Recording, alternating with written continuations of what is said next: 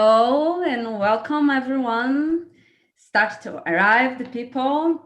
Welcome to our webinar about global millennials. What change do you want to see in organizations? Well, this is a series of webinars from organized by École de Ponts Business School about the topic of millennials, especially linked to the work environment. My name is Aline da Silva. I will be the host here for you today, together with my friend Emmeline. But just to introduce myself quickly for you, I am Brazilian. I have started my career in Brazil in social organizations. I have moved to Romania, have been to Sweden, until I arrived in France to study my MBA in Innovation Management at the École de Ponts Business School. And as I said, my co-host today is Emmeline. So Emmeline, please feel free to introduce yourself. Hello, everyone. I'm Emmeline Bisikwa. I'm from Uganda. Professionally, I'm a chartered accountant with over 10 years experience, and I have an MBA from École de Ponts Business School as well. I'm currently working as an accounting consultant for a government agency in Uganda. I have two renowned speakers today who I'm excited to introduce, Shaban and Monisha. They both have DBAs from École de Ponts Business School. Monisha has over 20 years travel business experience, and she's a director of a travel company now in Windsor. She works with local government to support local schools in developing career strategies, and her research is on millennials in small businesses in India. Shaban is an independent chartered accountant. He's currently a consultant, and he worked for a Big Four auditing firm in Romania for 11 years as a senior partner. I would like Aline to introduce a bit what this exciting topic is about. Yes, because, we are talking about the global millennials today. And of course, we need to think that, people are so different and the millennials are so different from country to country. For example, in France, you have a lot of more access to technology, to education. In Brazil, for example, not everyone has this access. And how is it related to, the differences and the similarities within we millennials? Maybe Sherban, can you help me with that to understand that? Of course. First of all, I would like to say thank you very much, Aline and Emmeline, for facilitating this webinar. It is a pleasure to have you on board. And Monisha and I, we look very much forward to have this conversation with you. Now, going back to your question, Aline, your generation, millennial generation, is more globally alike and similar than the previous generations. But there are some differences between millennials in different parts of the world. So just to give some example, for instance, the European millennials are more well-traveled and have most likely visited many other European countries by the time they enter work. They are also more multilingual, speaking not only their native language, but also English and perhaps another important European language like French and German. So if you take the European millennials and put them into a different cultural context, they would find it easier to adapt than their US or other millennial peers. On the other side, the significant difference between millennials, it's their approach to a concept which is very important to them, this being diversity and inclusion.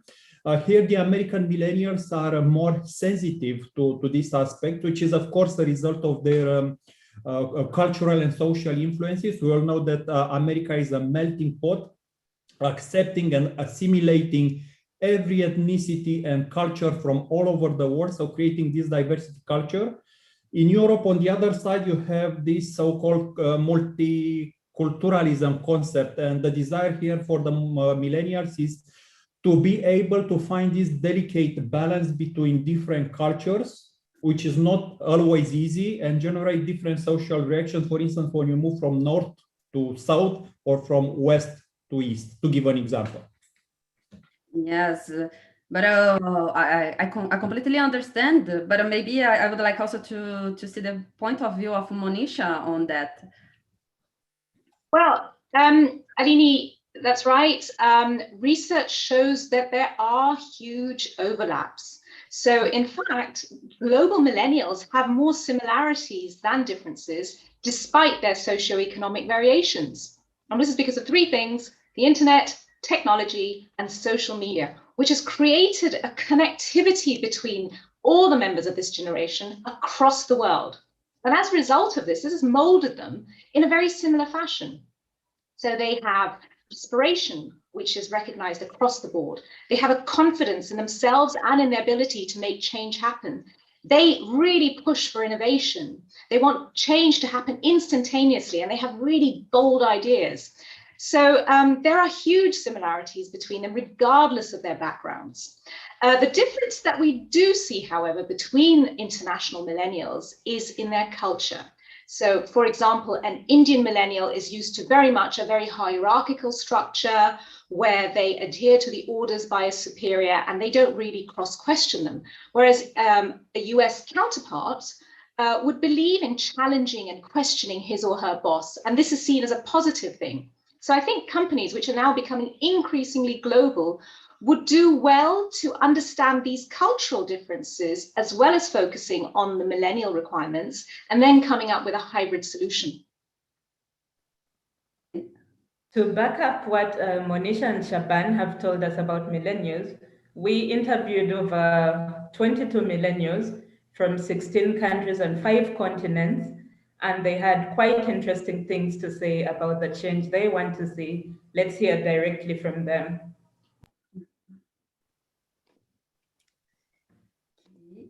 Hi, I'm Meta from South Africa. As a global millennial, the change that I would like to see within organizations is improved internal flexibility, particularly pertaining to career mobility. I think currently a lot of organizations still perceive career progression in a very linear fashion.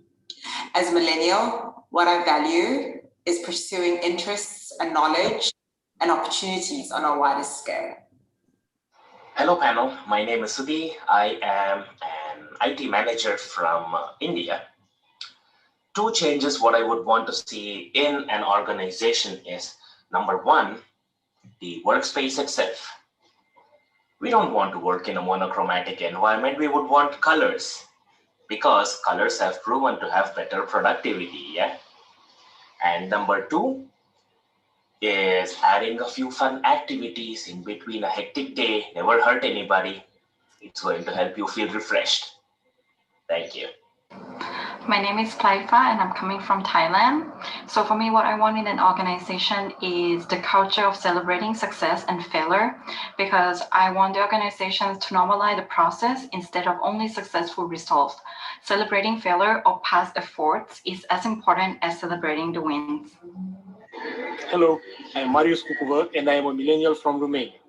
I think millennials should be empowered to take up more responsibilities for the management of their organizations. The most important changes need long-term vision and commitment. I am Zina from Morocco. I think organizations need to consider the social and environmental impacts of their activities and include CSR, corporate social responsibility, as a major factor while building their strategies. Hi, I'm Yemi from Nigeria. As a millennial, the change I would love to see in organizations is flexibility with regards to how employees are managed. There still seems a preference, a non-productive one, for a one-size-fits-all approach to managing employees, managing productivity, and ensuring that employees do their best work. As the world evolves further, change in this area is necessary.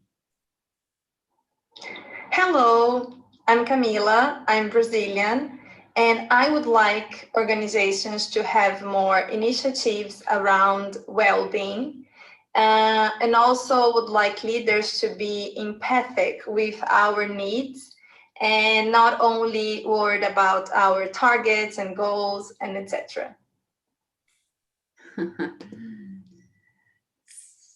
So We can dive right into the discussion because it's quite interesting. We've seen a lot of people, a lot of the millennials are interested in flexibility. And in this case, we've seen issues coming up like internal mobility within departments. People want to be empowered to move if they want to move from IT to marketing to finance. This is something that should be supported within the organization. They want access to remote work if they can work from home, from the beach, from whichever country they are in, setting their own hours according to tasks instead of the usual 9-to-5 jobs, and an opportunity to have open roles where they can explore different tasks which are in their skill set. I would like Shaban to share a bit on how he thinks employers can be able to support millennials who are interested in internal mobility and how easy this change is to make. Emmeline, internal mobility is possible in theory, but in reality is not so easy because many large organizations are designed in such a way to make it difficult, if not impossible, such transfers, because the approval generally belongs to the immediate supervisor who do not really want you to move to another department. Sometimes there are even informal agreements between managers, such as you don't touch my people, I don't touch your people, which you might appreciate it is a myopic and short-term perspective, but not irrational. These people are not, these people are smart. They are motivated by their immediate research, which can be obtained by keeping you in the same place for a long time. Now, I know that there are many leaders who care about the long-term perspective of their employees. At the same time, I know that there are even more who are driven by the short-term results. So I think that to make the process easier, organizations should take away the approval process from the managers, from the immediate supervisors, and enable a platform through which employees could apply for other positions within the organization without any fear of repercussions, and be encouraged to follow their passion or their career objectives. So some managers, I think, might not like what I'm saying now. It is a frog that they will have to swallow, but they will survive. I'm quite sure about it. Okay, that was interesting from Shaban. Monisha, I would like to hear your take on remote work and flexibility. If someone is able to set their own hours and have different roles where they don't necessarily have a specific job that they're tied to, do you think this is a way that millennials can bring greater value to the organizations they work in? Absolutely, Emmeline. As we know, COVID has hastened the whole concept of flexibility, working from home being the very obvious example. But interestingly, surveys done over the last few years have all shown that the #1 expectation for millennials in an organization is flexibility. And like you said, it's not just in terms of where they work, but also in the sort of roles they have. And here I think small companies are in the perfect place. They have simpler processes. They have a constant evolutionary mindset. There is obviously far less bureaucracy, easier decision-making due to easy access to the boss. And small companies, or many small companies, tend to focus on connecting with each other as opposed to correcting their millennials. We see very practical examples such as revisiting shift work. In our company, we allow our team to take as much holiday as they like every year. They have a far more fluid workday to suit their own personal needs. But to do all this, technology has to be excellent in order to facilitate the whole progress of flexibility. Having said all that, we want millennials also to present flexibility. So millennials, going on your 4-week holiday or leaving the office anytime you like is all wonderful. But if the company needs your help and your team is snowed under, then can we expect the same flexibility from you? I mean, research unfortunately shows that at present, they are not willing to return that flexibility. If I may add something on the topic of flexibility, because it's really an important topic, and ultimately what millennials want is obviously flexibility.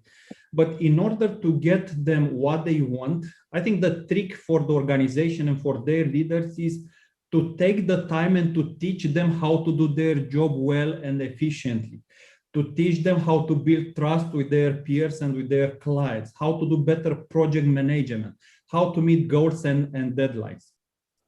This being said, I don't think employees, and I mean all employees, including millennials, should have full control over their schedule and choosing their locations, because there are other strategic, operational, and even psychological reasons against leaving such an important decision to the employees alone. But Shaban, you make a good point, but I disagree to some extent, because you find that some organizations, especially managers, if you leave them to handle the issue of handling how an employee is working and setting their own hours, these people are very busy with organizational goals and work. They don't have the time to micromanage each and every employee. So you find issues where someone is either overworked or underworked because their boss doesn't know really what they're dealing with on a day-to-day basis. And even, for instance, for my case, apologies for the noise, but someone scheduled someone to do drilling at this time. So such issues do come up if someone that's not on ground is making the decision of how you should be working. So don't you think millennials should have a greater stake as long as they're doing their work productively and delivering results? Of course, I'm not saying that the organization should take all the decisions for the millennials. I'm also not saying that the millennials should take all the decisions. I think it is important to have this communication and to sit at the same table. And communication actually means being able to deliver a message, and on the other side, being able to understand the message. A lot of issues come actually from a lack of communication and misunderstanding between both employees and their managers.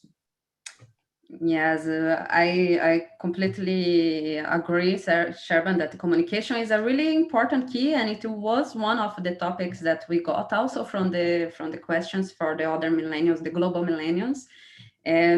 But I believe in the balance. Of course, we need to be flexible for the companies. The company needs to be flexible with us. And I think with a good communication, everything's gonna work fine, right? I hope. But I wanted to start a new topic from what we heard from our friends. We had like Zineb from Morocco that mentioned about the sustainability and the CSR and companies actually coming and giving a real importance for the topic, not just as a marketing strategy or just to show that they are doing something. It's really to embrace the cause. So, but maybe, well, Monisha, do you think it has been evolving, this situation within the companies, or not at all?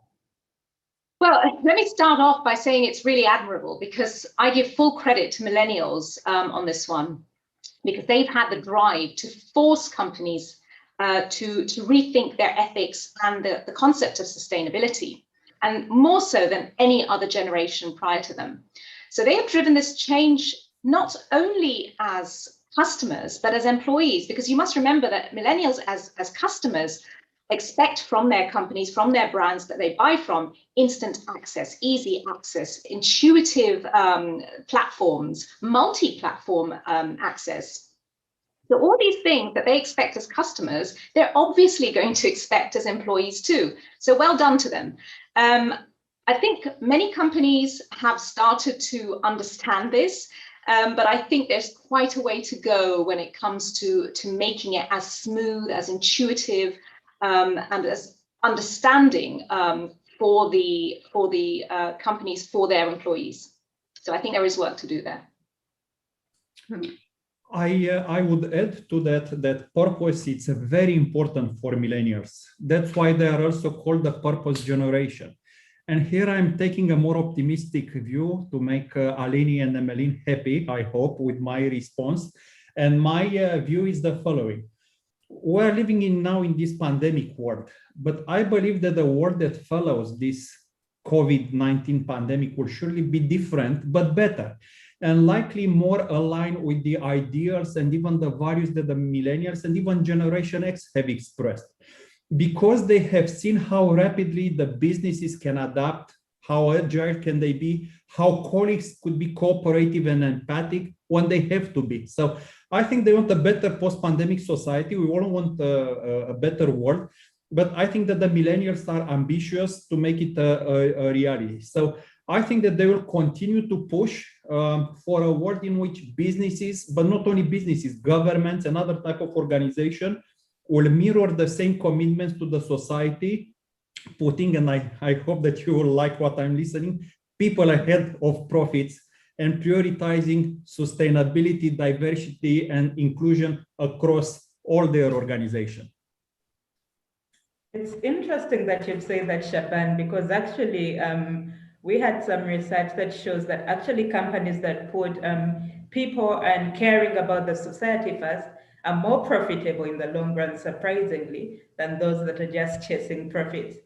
So on that note, I would like us to transition into the topic of work environment and well-being. A lot of millennials were interested in what work environment they have. For instance, we had Sudhir, who was more about the aesthetic view. What does your office look like? Is it a cool office with nice colors and ambience? Do you have a pool table if you want to go for a break? And then what kind of outfits do you have? And then we also had the more mental work environment. Are you being supported? Do they encourage you to learn from failure? Are you learning from your colleagues? Do you have teamwork? For this one, I'd like Monisha to give us a view first, because I know she has very strong views about millennial entitlement.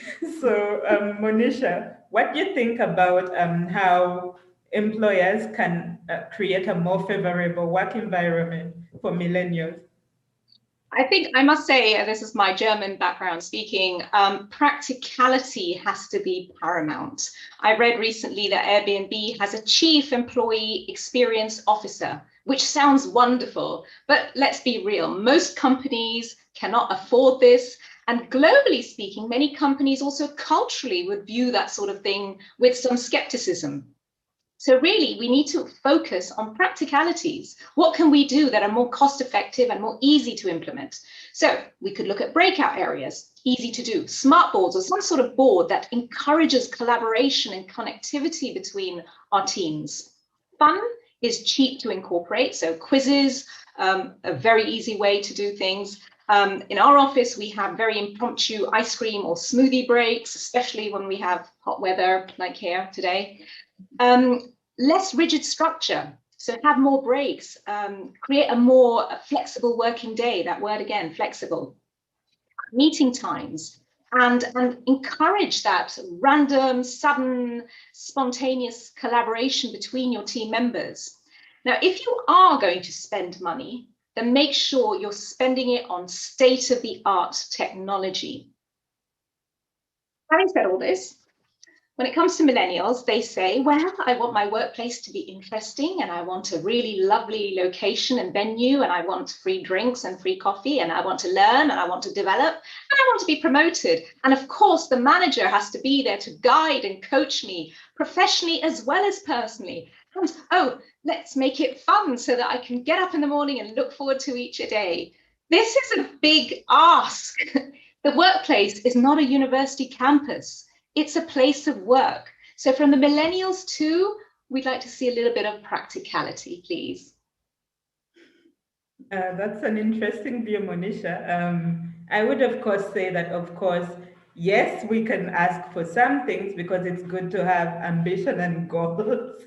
Over to Shaban, about the work environment. What do you think in terms of the way they have been created? And is it suited for this generation? Is the dress code suitable for this generation, or are people more free if they're wearing whatever they want to wear? What are your views on this? Emeline, I wanted to remind you that the existing working environment has not been created by the millennials. It has been created by the previous generations, especially by the baby boomers. My generation X, we wanted to change what we have seen in the workplace, and we did some changes, but not much. But millennials have the power and the number and the ability to do some changes. And a lot of tensions we see now in the workplace come actually from the desire of the millennials to make the work environment better and for pushing for change. And when I speak about the work environment, I speak about things like the location of the office, how the offices look like, how the walls are painted, what is the work schedule, how do we dress, how do we speak in meetings, and so on. So I think what we are going to see is a change from a more competitive work environment to a more collaborative one. My generation and the previous one, we come from a competitive environment where collaboration was useful, but more important for us was to be better than our peers, to make more money than them, and to be promoted before them, and so on. Millennials are different. They prefer a more collaborative environment. So I think we are going to see a change from a competitive to a more collaborative environment, which is in line with their values and with their background. So good news, I think. Yes, definitely. Because for me, actually, it is what is the most important. Of course, it's nice to have a nice office and the things to do. I think it's super nice, but really what is most important for me is how I can have the relationship to my colleagues, my relationship with my bosses, and really it also makes the environment at work. It's actually maybe even for me more important even the office itself. The physical part is really the mental part that you live there. But also in this related to the bosses, with the bosses and the employees, we have some people that would like to see more change in they would like to be more empowered. Let's say we have millennials that wants to be able to take a decision, but important decision, to how can we just be able to have this empowerment, and to also to have the organizations to be more open for failure, also for our failure, and because the process, as Plaifa said from Thailand, the process is also important. So maybe Monisha, I see that you want to go. Oh, empowerment! I love it. Right. I think we need to really understand, what does a millennial understand or mean by empowerment? And this is based not on my anecdotal evidence or experience, it's also based on research. It seems that when a millennial says, I want empowerment, they want the responsibility, they want to do something challenging and important. But whilst doing that, they also require a lot of hand-holding. They want someone else to fall back on when the going gets tough. So we have to urge organizations, when they understand this, to find more creative ways of giving millennials empowerment. Because the empowerment of Generation X, like Shaban and me, is very different to empowerment to both you, Alini, and Emmeline. So one example I read about was DreamWorks, which allows any employee to pitch an idea, which is a great way of empowering. On a much, much smaller scale, in my company, we have a team action day once a month, when you don't do your own tasks or your own role, but you have the freedom to come up with any innovation that works on improving the brand and the company. So those are the things that I think really resonate well with millennials. And ultimately, organizations, they do value this whole concept of responsibility. And many millennials do an excellent innovative job, but equally many of them don't deliver. We still see a fair bit of, well, I'll do what I want, I can, thank you for the empowerment, but I also want to make sure that you praise and acknowledge me for every step I take, and I would like my manager on tap to help me whenever I want to empower myself. Now, I think many organizations would like to see a little bit more of millennials owning this empowerment that they crave. Cool. Okay, then thank you. Yes. Well, I don't agree completely, because well, from what I see, it's just from my experience, it's not from the research. I do see me and my colleagues that are millennials, it's really we do fail, but we do run after the results pretty quick. But maybe Shaban, what do you think about this? About the empowerment or about celebrating failures, Aline? We can start with the failures then. Okay. Now, I think it depends on the failure, and I assume that we do not discuss about celebrating catastrophic failure, Aline, because here there is nothing to celebrate, nothing left. I also assume that we do not discuss about failures resulted from lack of integrity or ethics, a lack of ethics. So, but I think when someone does make a bad call, and it happens, and it should happen, like misses a deadline or loses a sales pitch and so on, I think it is important to bring the attention to the lesson learned and make sure that the lesson learned sticks. And also, as a leader, be supportive and empathetic. So yes, use failure as teaching opportunities, share the experience, not punish people, and then celebrate, and not the other way around.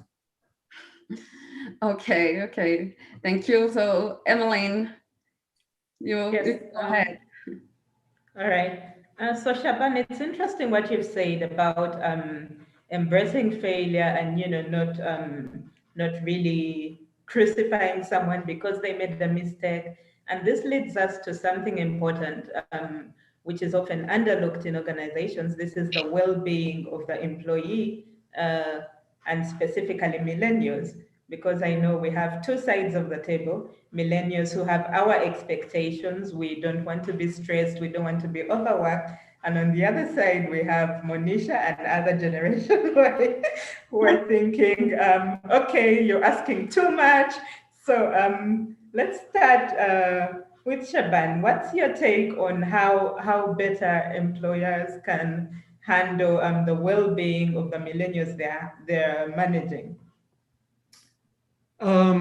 Here I would have to tell you a secret, Emmeline, which comes from my secret box on the topic of encouraging mental health and well-being. And the secret is that most leaders are actually not equipped to deal with this topic. Many of them cannot even deal with their mental health. And remember that leaders play with so many balls in the same time that they have to take care of the business, which is a big deal, like revenues and profits and cash. You also have the clients screaming and regulators and the employees. And you also have to take care as a leader of yourself and your family, of course.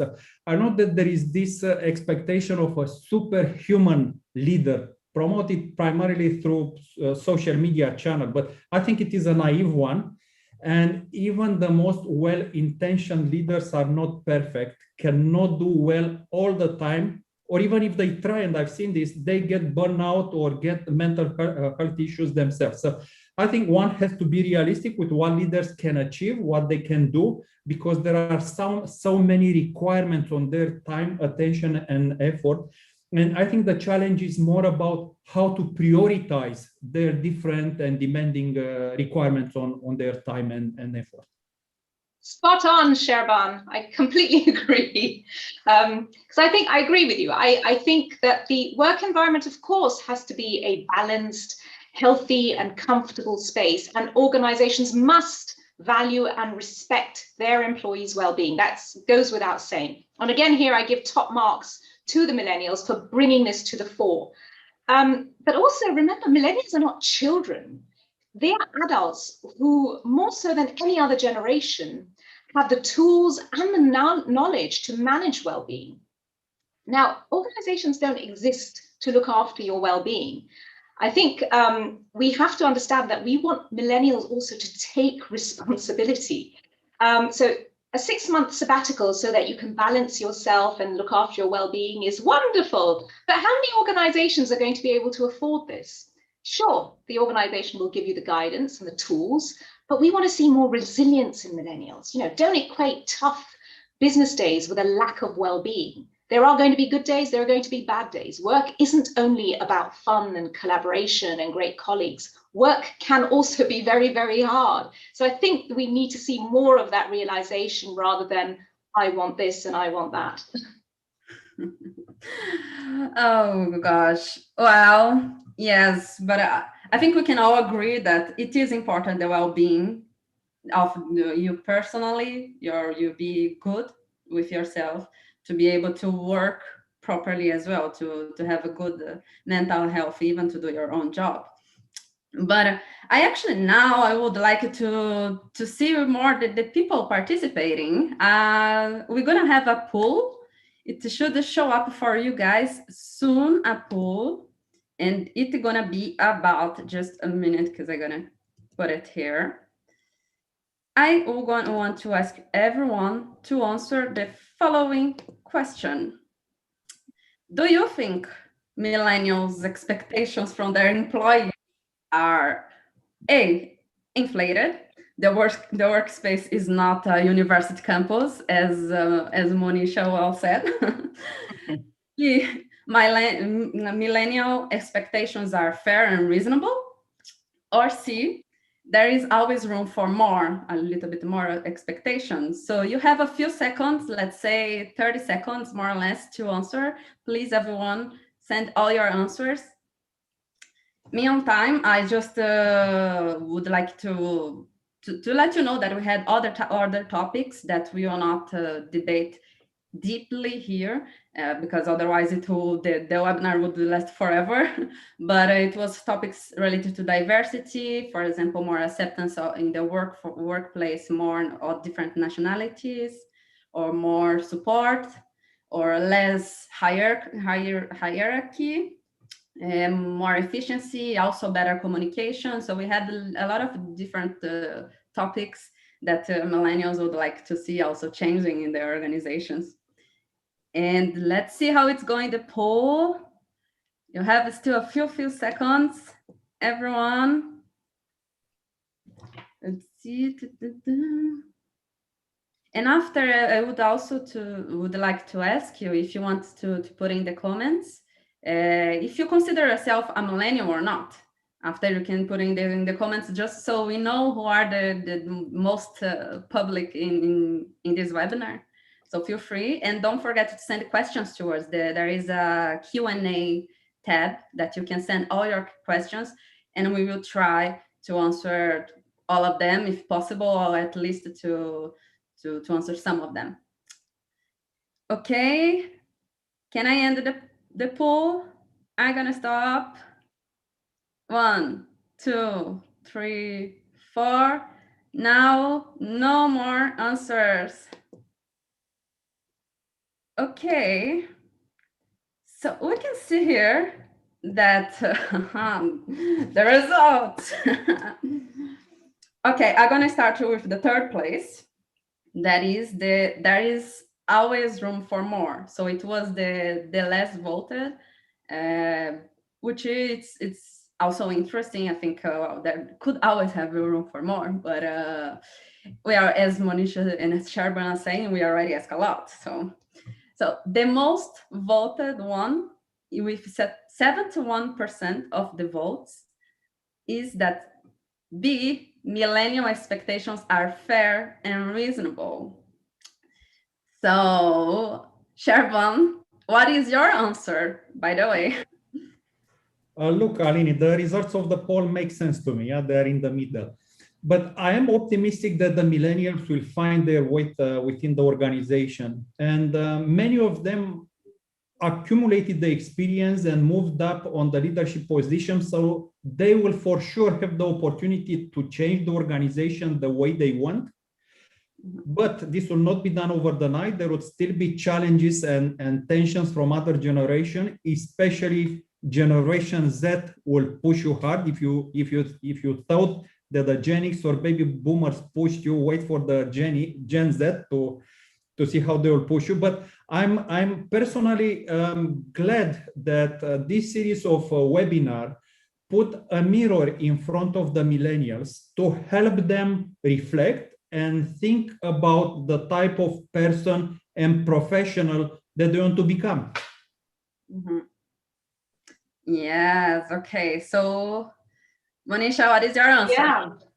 Well, for a start, I'm sure most of the respondents were millennial. But no, jokes apart, I do think I think it's very gratifying to see that there is not more demand. So for a start, that they're not saying, look, I need more and more and more, which is a very, very good thing to see. And I think also we need to understand that they have brought a lot of things, as I said before, to the front of our minds, so that we are addressing issues that have never before been talked about or been raised. My generation, Shaban's generation, have just walked into the workplace and just accepted most things for what they are and done very little to change it. In fact, we've just gone ahead and played the game. Millennials, credit to them, have gone in and said, look, actually, we're not happy with this. So a lot of the change that they're bringing in is wonderful. The only concern I sometimes have is that sometimes the millennials focus, because they brought in so many good things, seem to assume that everything that they bring in is wonderful. And there seems to be this flexibility or this understanding of other generations seems to be very one way. And this is based on research. I keep reiterating that everything I say is not based on my own experience. And many companies say that we only see it from one side, that the millennials are not as able or not as willing to say, well, actually, you know, Gen Xers, the way you do certain things are better than ours. Maybe we can collaborate and make them even better. So that is the sort of thing we would like to see more of, that balance between all the generations. Yes, okay. I agree. Just to precise also the numbers here for everyone. For the option A, that the millennials it is inflated, the expectations, it was 19% of the people. The big one was 71%, that the expectations are fair and reasonable. And the less voted was 10%, that there is always room for more. That's it. So, Emmeline. Okay, we're now ready for our Q&A session. So I'll start with one, which is kind of like a challenge to our renowned speakers, Monisha and Shaban, the millennial experts. This is from Ruth Nachiwala.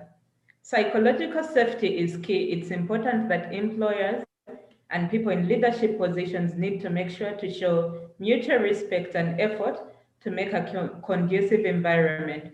For one, being condescending to their needs is never constructive. Adults especially need to feel supported in the workplace. There's an undertone of tolerance for bad employer practice under the guise of their adults. So the question here is, how can the employers and the millennials come to a table where both can express themselves respectively and be able to come to an understanding, especially for well-being? Shall I take that? Because I think yes, that was please. probably in response to what I said. I think, Ruth, you know, you make a valid point. But as I said, organizations must value and respect well-being. That is, there is no question about that. I'm not saying that is not part of the equation. And I have given millennials credit for bringing this to our attention.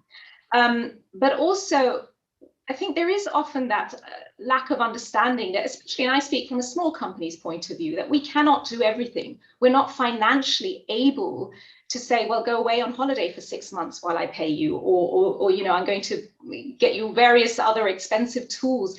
Not every organization can do that. And sometimes there is a lack of understanding from the millennial generation to say, well, I want to take everything, but they have very little of that well-being returned back to their managers in a small company or to their boss in a small company. And that I see is the place where we see a clash.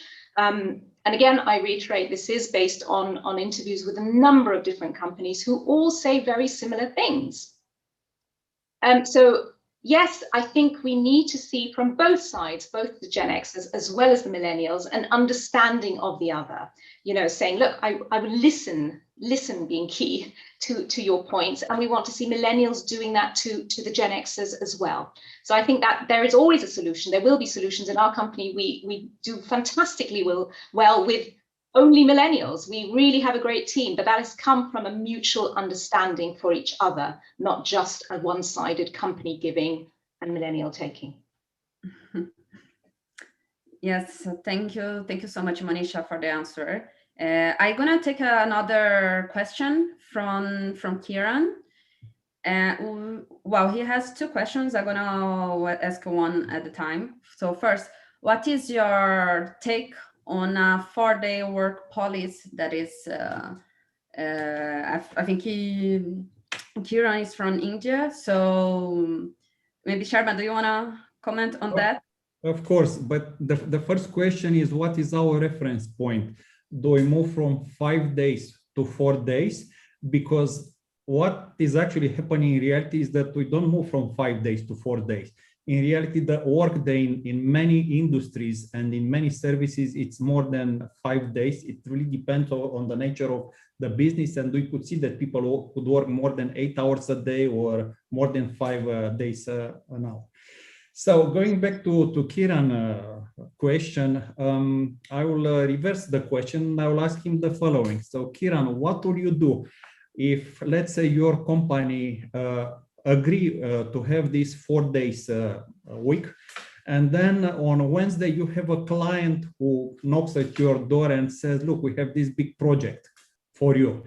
Will you take it or not? And how about if your boss come and say, if you come and work on Friday, we'll give you a bonus. You know, it's not so easy to make these decisions.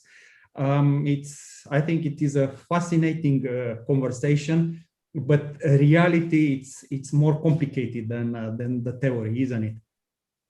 Yeah, well, that's true. I will not even dig in on that. But I will go for the next question, and this go to Monisha.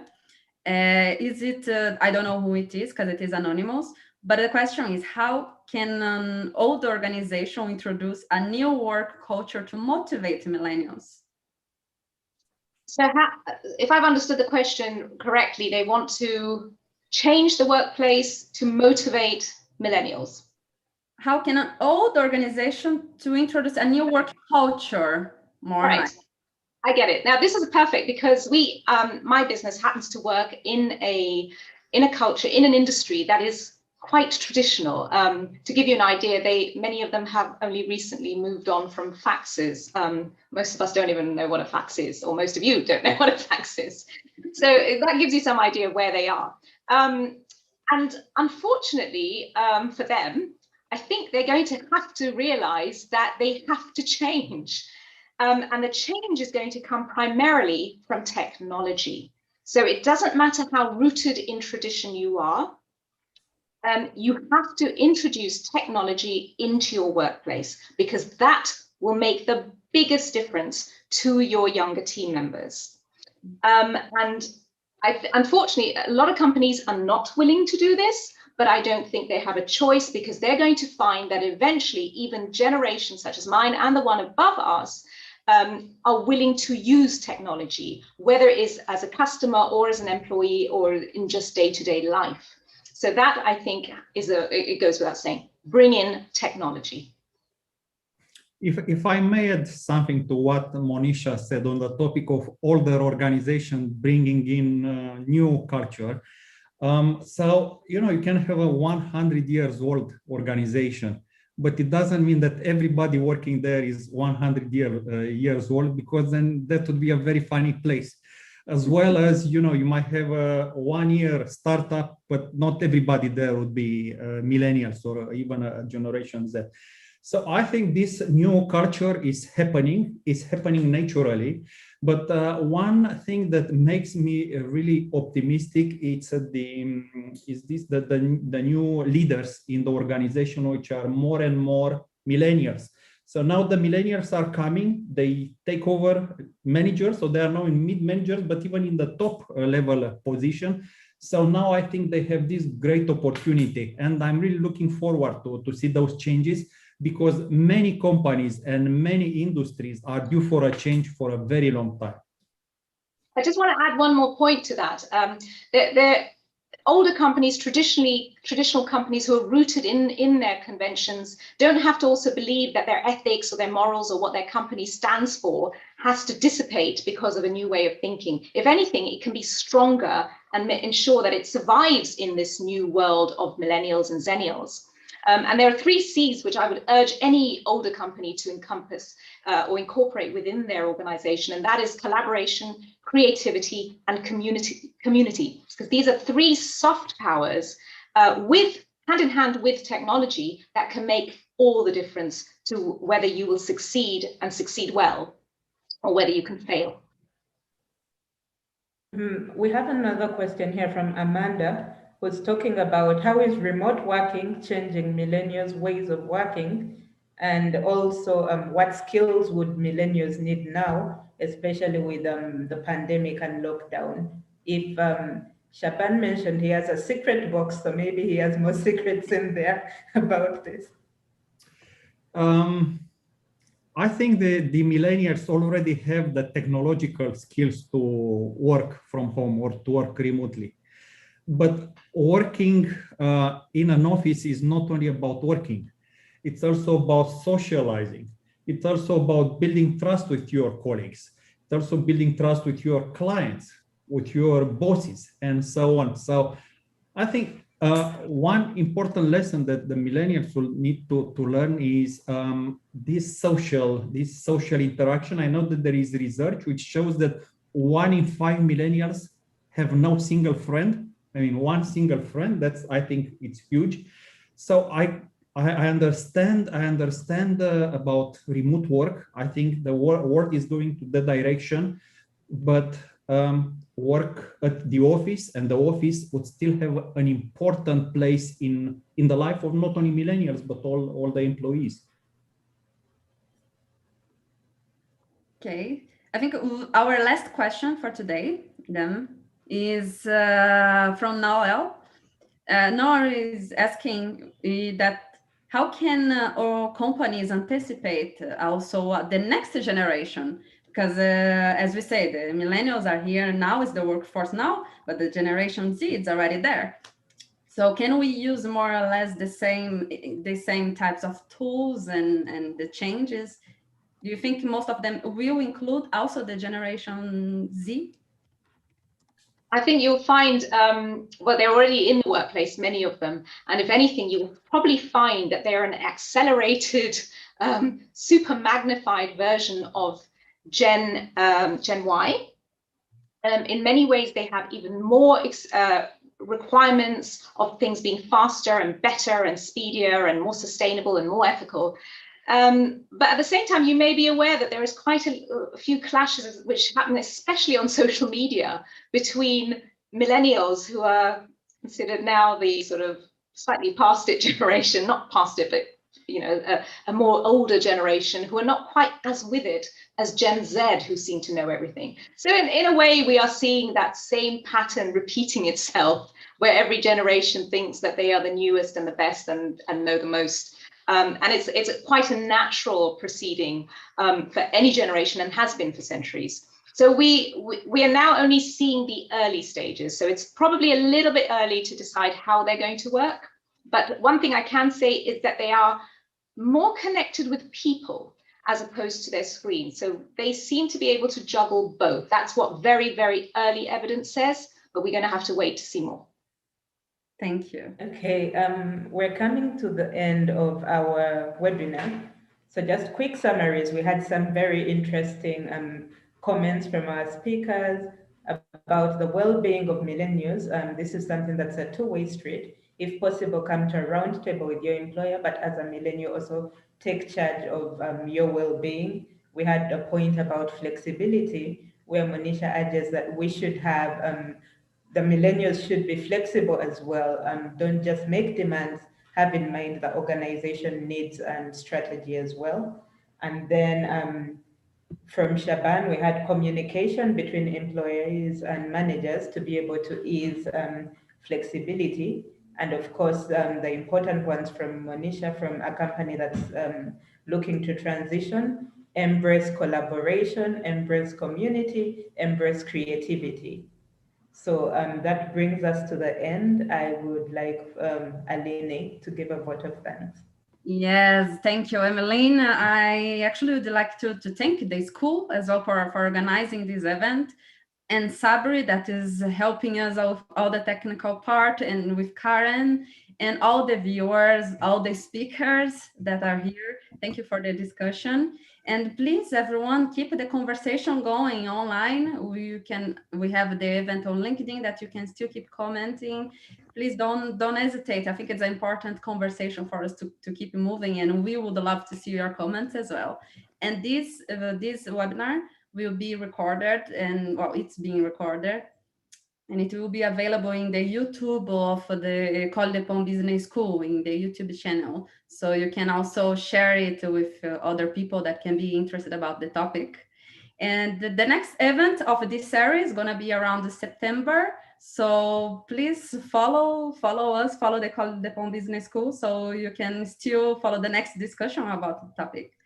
Thank you. Thank you, Sherba and Monisha. Thank you. It was a pleasure, and see you in September.